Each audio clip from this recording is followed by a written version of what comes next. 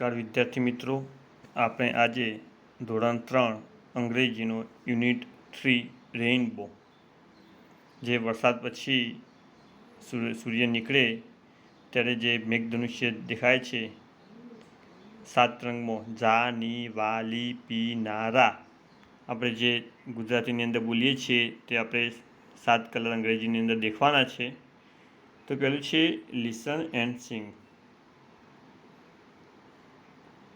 સાંભળો અને ગાઓ. Rainbow colours, તો અહીંયા અલગ અલગ વસ્તુ આપેલી છે, તેના આધારે તેના રંગ પણ લખેલા છે. તો એપલ તો રેડ, ઓરેન્જ, કેરટ તો ઓરેન્જ, કેરટ એટલે ગાજર,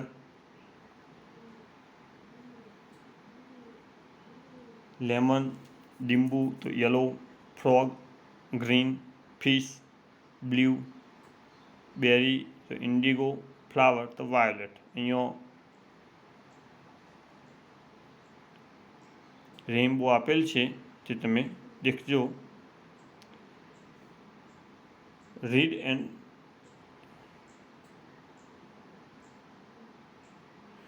એન્ડ સિલેક્ટ, તો એપલ, ગ્રીન એટલે લીલું, રેડ એટલે લાલ તો રેડ, લેમન એટલે કે લીંબુ, યલો, દેડકો એટલે ફ્રોગ, ગ્રીન, ફ્લાવર તો પર્પલ, માછલી એટલે કે ફિશ તો blue, indigo. The fox and the grapes, fox એટલે કે શિયાળ, ગ્રેપ્સ એટલે દ્રાક્ષ. શિયાળ અને દ્રાક્ષ વિશે એક વાર્તા આપેલી છે, તે આપણે દેખીશું. A fox was hungry, hungry એટલે ભૂખ્યું, શિયાળ ભૂખ્યું હતું. He went in search of food, તે ખોરાકની શોધમાં ગયું. He reached a farm of grapes, farm of grapes એટલે દ્રાક્ષના ખેતરમાં, દ્રાક્ષની વાડીમાં. He wanted to eat the grapes, તેને દ્રાક્ષ ખાવાની ઈચ્છા હતી. He jumped again and again, તે કૂદ્યો, વારંવાર કૂદ્યો. ટુ કેચ ધ ગ્રેપ્સ, દ્રાક્ષ લેવા માટે તે વારંવાર કૂદ્યો. But all his efforts wear useless, તેના બધા જ પ્રયત્નો નિષ્ફળ ગયા. હી વેન્ટ અવે સેઇંગ ધેટ ધ ગ્રેપ્સ વેર સાઉર, તે ગયો અને બોલતો ગયો કે દ્રાક્ષ ખાટી છે. અહીંયા આપણે નોઝ એટલે કે નાક અહીંયા આપણે જોડેલું છે. ફોરેસ્ટ એટલે જંગલ, તો જંગલ સાથે જોડવાનું. ટ્રી એટલે ઝાડ, ગ્રેપ્સ એટલે દ્રાક્ષ અને ફોક્સ એટલે શિયાળ. અહીંયા તમે દેખી શકો છો આપણે જોડકો જોડેલ છે. નોઝ તો નોઝ સાથે, ફોરેસ્ટ તો જંગલ સાથે, ટ્રી, ગ્રેપ્સ અને ફોક્સ એટલે કે શિયાળ સાથે. 51 to 60 આપણે દેખીતા, આપણે 61 to 70 આપણે દેખવાનું છે. અહીંયા 10-10નું ઝુમખો આપેલો છે, તો 6 ઝુમખો છે માટે 60 + 1 = 61, 60 + 2 = 62, 60 + 3 = 63, 60 + 4 = 64. એ રીતે 65 to 70 તમારે કરવાનું છે. રીડ એન્ડ રાઇટ, વાંચો અને લખો. વેજીટેબલ્સ એટલે કે શાકભાજી, બ્રિંજલ, રીંગણ, કેબેજ, કોબીજ, ટોમેટો એટલે ટામેટું, કોલીફ્લાવર, ફુલાવર, કેરટ એટલે ગાજર.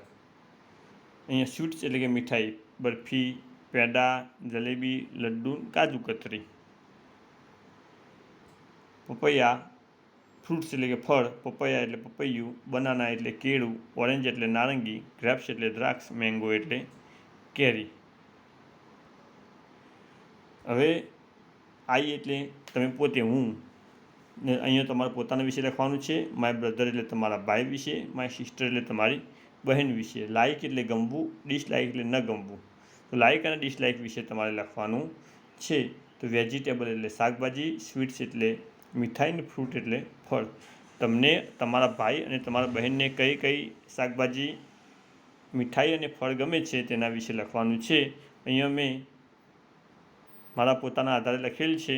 તમે તમારા પોતાના જે ગમતું હોય પોતાને તે લખવાનું છે. તો અહીંયા મેં લખ્યું છે, તો I like tomato but don't like એટલે કે ડિસલાઇક બ્રિંજલ. સ્વીટની અંદર પેંડા, લાઇકમાં પેંડા, ડિસલાઇકમાં લડ્ડુ. ફ્રૂટ્સમાં લાઇકની અંદર મેંગો, ડિસલાઇકમાં બનાના. એવી રીતે તમારે બ્રધર અને સિસ્ટરને પૂછીને તમારે આ ટેબલ લખવાનું છે. લુક એન્ડ રાઇટ, જુઓ અને લખો. તો માઉસ એટલે ઉંદર, પીકોક એટલે મોર, આઈસ્ક્રીમ, બનાના એટલે કેળું, મેંગો એટલે કેરી, બોલ એટલે દડો.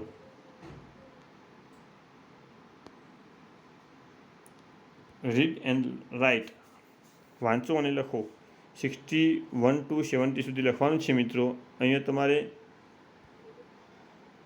70 લખજો, 71 લખાઈ ગયો.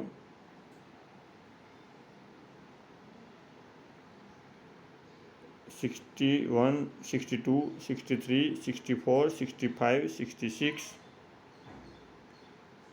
67, 68, 69 બાદ અહીંયા 70 તમે લખજો. ભૂલથી 71 લખાઈ ગયું છે મિત્રો, ત્યાં 70 લખજો. રેઇનબો વિશેની એક રાઇમ આપેલી છે, તે તમે દેખજો અને વાંચજો. Story time, fox and the grapes.